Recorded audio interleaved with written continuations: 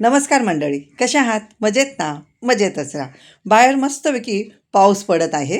कुठे क्रॅब दाखव मम्माला. इकडे हे बघ क्रॅब हे बघ. आई चल मस्तपैकी ह्याचं कालवण करा. ओके.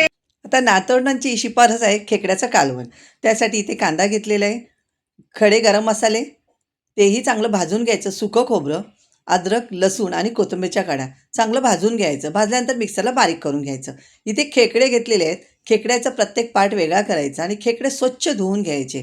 धुतल्यानंतर आतला जो येलो भाग असतो तो अजिबात टाकायचा नाही, तो अलगद काढून घ्यायचा. आता इथे मी सर्व खेकडे साफ करून घेतलेले आहेत.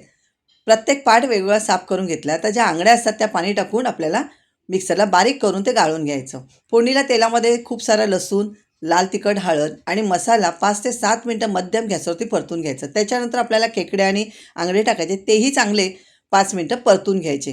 आता ह्याच्यामध्ये जो पाणी गाळलेलं आहे ते टाकायचं आणि गरजेनुसार पाणी टाकायचं, चवीनुसार मीठ टाकायचं.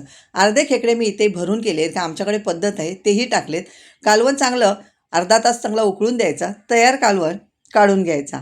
तुम्हाला आवडला तर लाईक शेअर नक्कीच.